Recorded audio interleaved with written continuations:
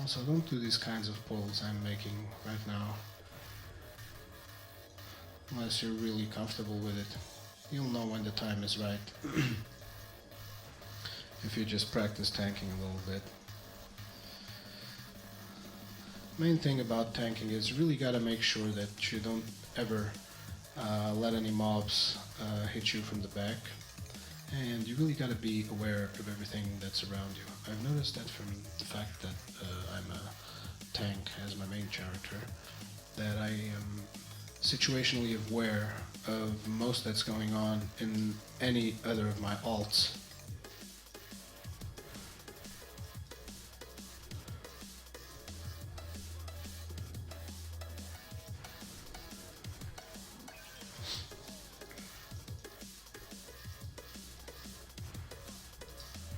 Also, notice that bomb there. Normally, if you see stuff that's damage that you can avoid, you should avoid it.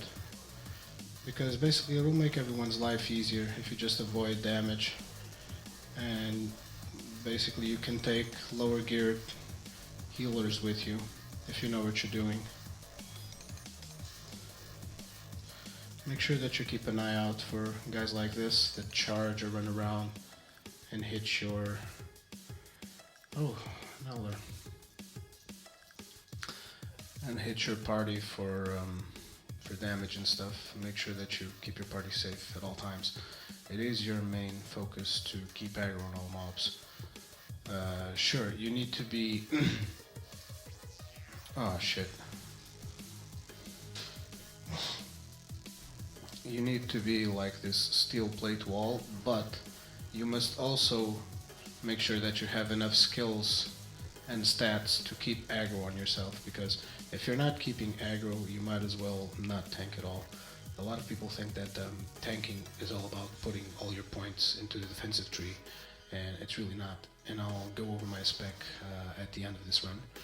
But basically, you will also want to have a lot of points into DPS stuff, so that you will get threat, because threat is one of the most important things as a tank as well. I mean, everything is pretty critical when you're a tank, to be honest.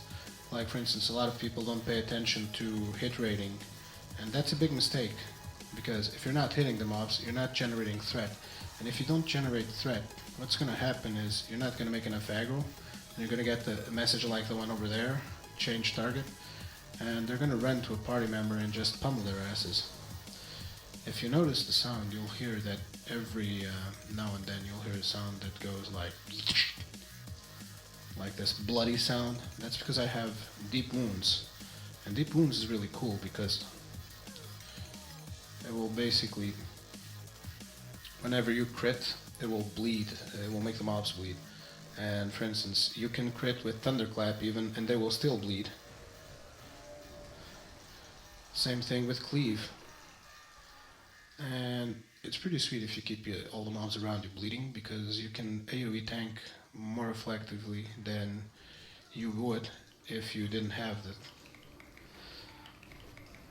Caster bosses, you'll want to try and shield bash them if they're not immune. Also beware of summoning bosses. This one makes skeleton minions and stuff.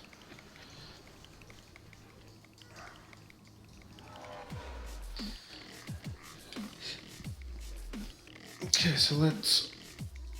I know that this isn't really in a proper order, and I hope to do some better guides in the future, but I'm actually speaking at the same time that I'm running the instance.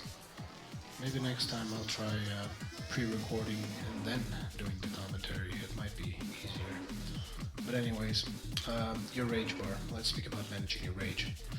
Basically, whenever you have to take damage also, so that your rage fills up, because you're going to get like almost no rage from hitting targets.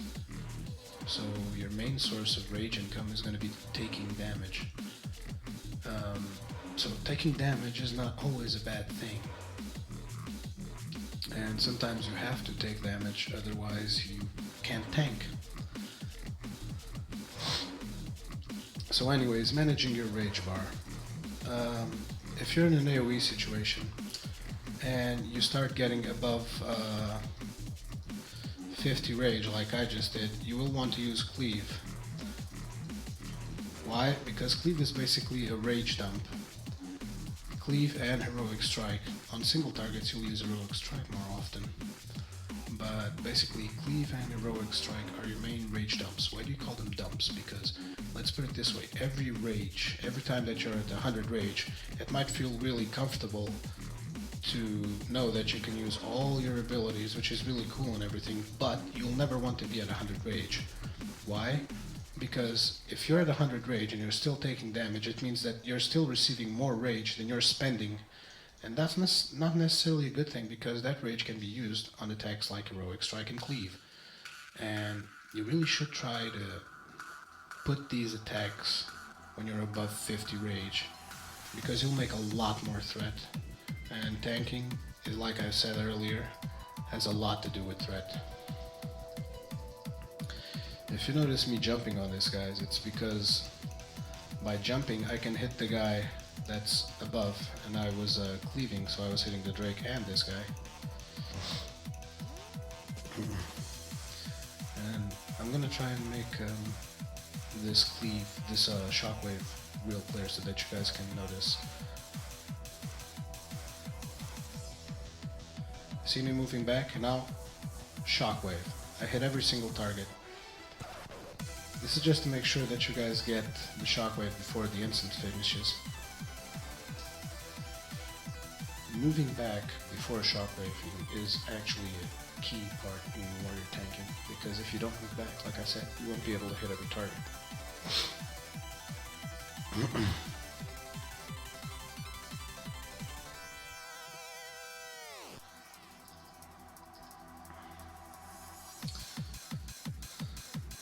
Also, I have heroic strike bound with my charge macro, and basically why do I have this? Because every time I charge in, charge basically makes no threat.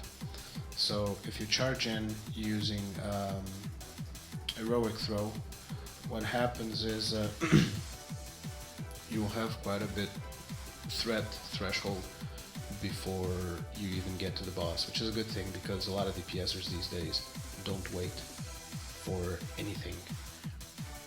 They will just spam their highest damaging ability before you even reach the boss, and this is something you're gonna have to deal with.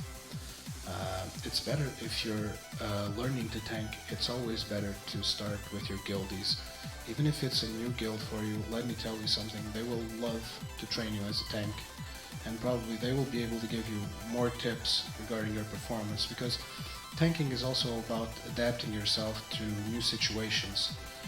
This means that, for instance, you might be watching my video and you won't see every situation that's going to happen to you. Whereas if you have friends and you have one or two friends that know how to tank, they'll be able to give you better tips than me, probably. Anyways, this was the video for today. Also, when you're grouping, try to be polite and thank people for spending their time in a group with you. Yeah, sure, everyone is going here for the same result as you, right? They're all doing heroics. But that still doesn't mean that you can't be a pleasant person and thank them for their time. So, anyways, like I said, I was just gonna go over my spec heal real fast. So, Fury, I have shield specialization, which everyone should have, basically. It gives you rage when you block and increases your chance to block. It's pretty sweet. Improved Thunderclap, because you want that increased slowing effect and more damage for AoE tanking. In sight, this might seem like, for instance, there are those people that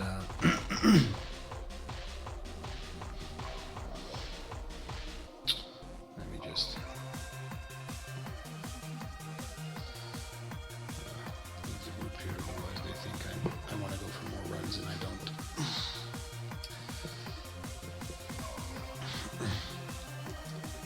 So anyways, I'm going to the sewers because down there is a fucking lag fest. Okay. sounds like